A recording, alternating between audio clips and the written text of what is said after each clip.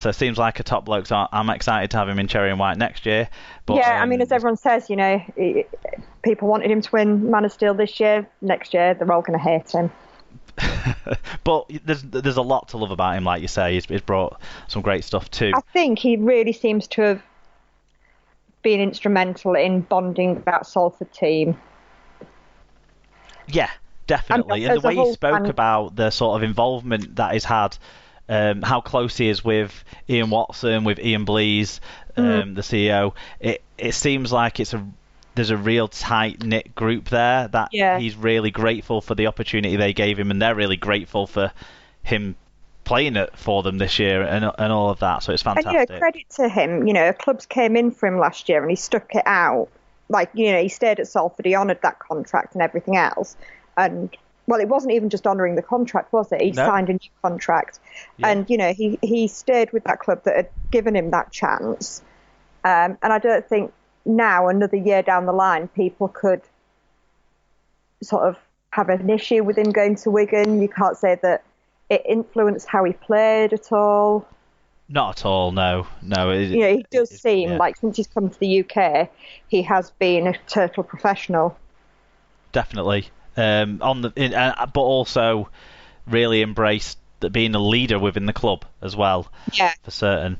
Okay, into the Telegraph Woman of Steel award. That went to Leeds' halfback Courtney Hill, the Australian former cricketer who used to play for the Brisbane Heat in the Big Bash League, swapped cricket for rugby league after moving to the UK 18 months ago. Hill, who's 32, scored a try and 2 goals to help the Rhinos to their second successive Challenge Cup victory after they beat Castleford in July, and helped Leeds to a grand final after they beat St Helens earlier that day. And a lot of the Leeds Rhinos women's team were at the event, and they'd all just played a game that afternoon. It was surreal. And when you watch the footage from that game, Hill played a big role in the really dramatic climax for Leeds beating St Helens, and then managed to make herself look $1 million on the stage. And she really came across very, very well. If you watch any of the interviews from the Super League Awards night, I'd say Courtney Hill's was really impressive.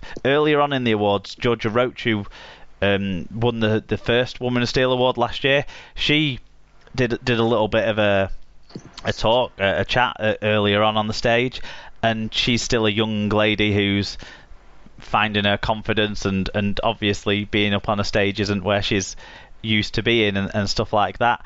Courtney Hill was so natural in that way, and I think she's an example to set for the rest of the women in Super League about how they can be confident when they get up there on that stage and talk about their teammates themselves and the journey that they've been on. So she was really, I found her really quite uplifting to listen to be honest.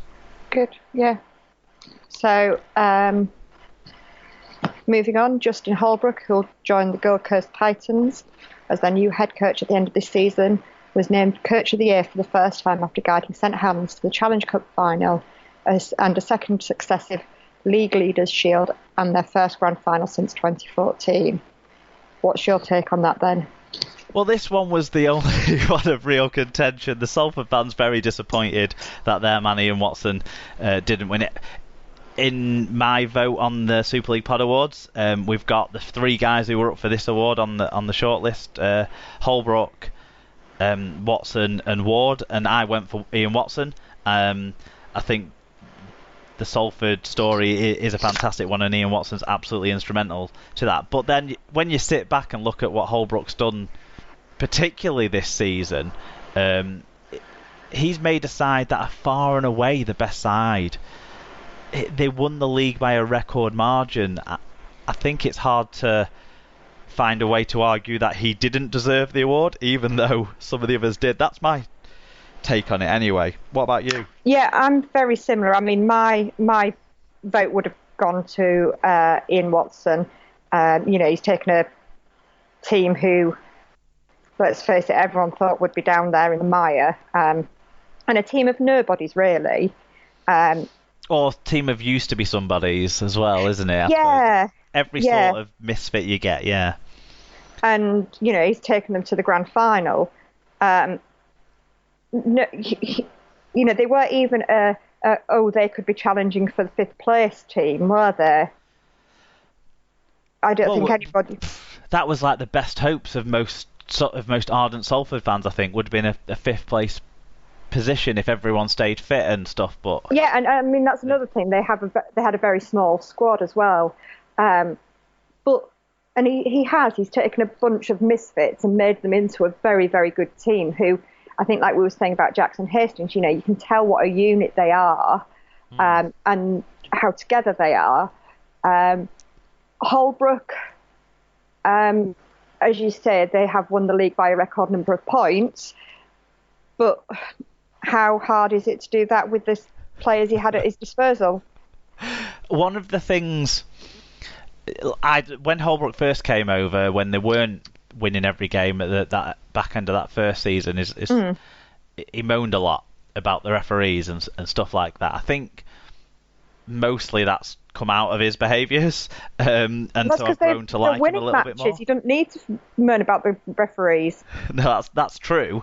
But what I would say, I know David, who sometimes comes on the show, who's a St Helens fan who watches them every week, what he'd say is the amount of players he's made better during his time, and he's made some players who were okay become world-class players, and I'm thinking people like Luke Thompson in particular. Yeah, that's a fair but you point. also look at Morgan Knowles. To an extent, Mark Percival has really polished him up rather than the rough diamond he was before as well. So I think there's so much about what he's done. And do you know what? He came across really well as well on the stage. Yeah. So, he talked about how great the people of all the clubs were. He made special mention to some Leeds fans that had approached him after a game last season when Headingley was being redeveloped still, and he had to walk past all the fans.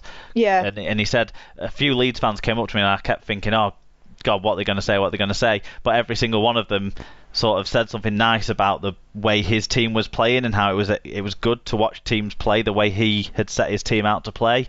That's nice. Sort of stuff. Yeah. And, I was having this conversation with Dad earlier, and he did point out that, Kieran Cunningham couldn't make it with those players. Yeah, pretty much. And then, you think you lose your star man from last year, your man of steel from last year, and yet you still come back actually, if anything, better. Yeah. I think it's certainly a worthy winner, even though the other people were, to be honest, worthy, any other year, any of the 3 nominees would have won it. Yeah. I agree. Yeah. Okay, Young Player of the Year then, and that award went to St Helens prop Matty Lees, who's 21.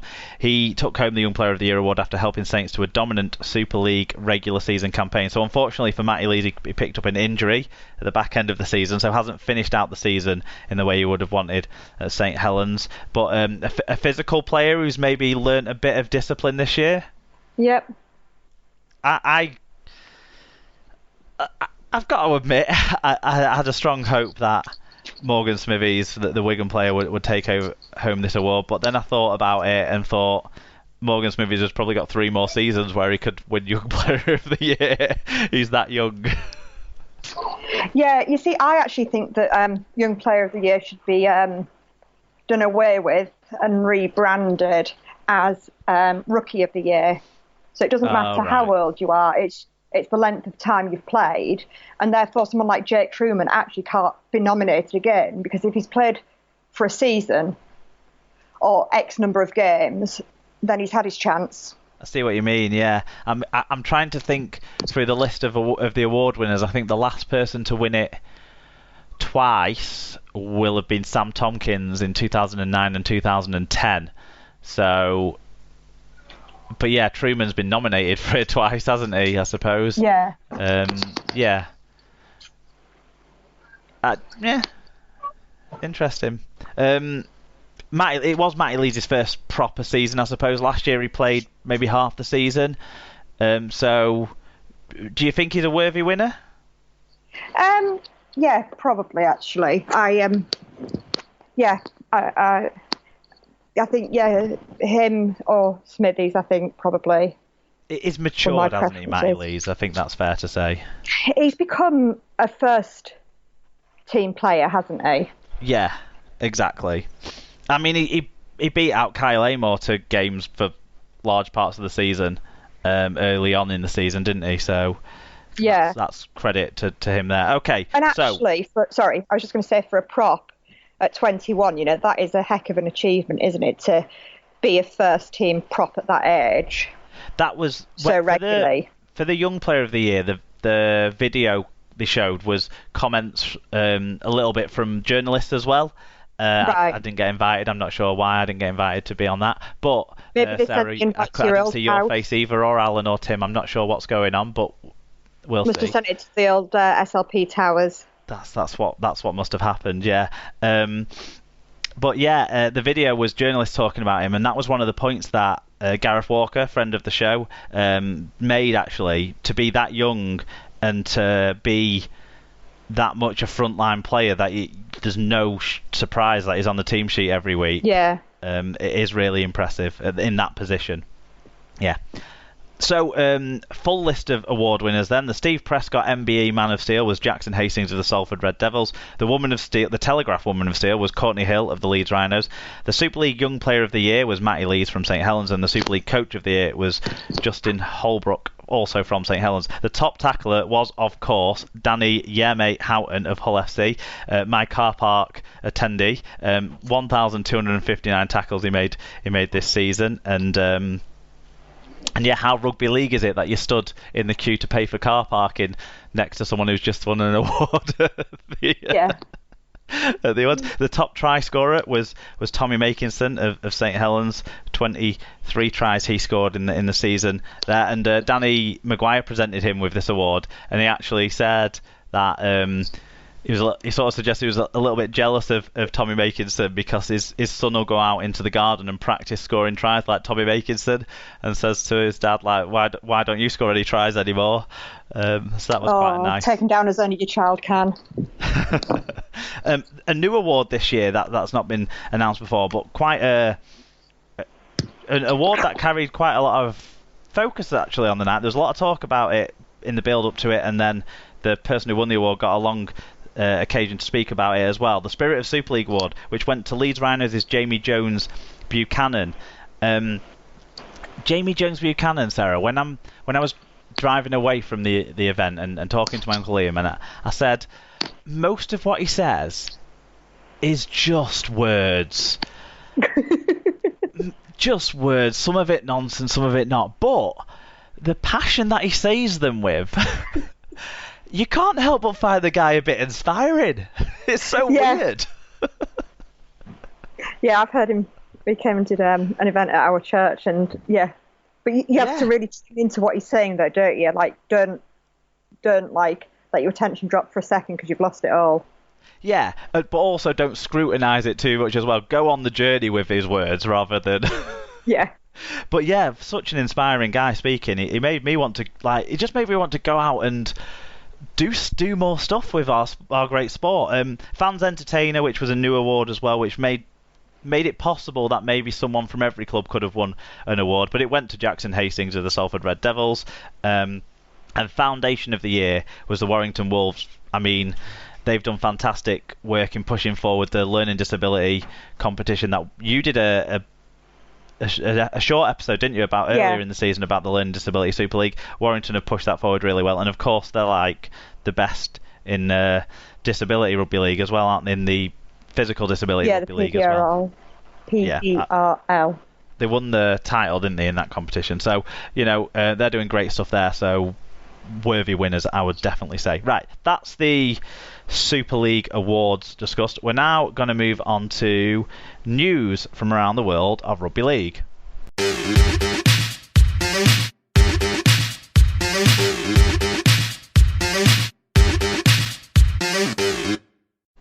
Okay, so news. Simon Johnson has been appointed as chairman of the Rugby Football League, replacing Brian Barrick in the role.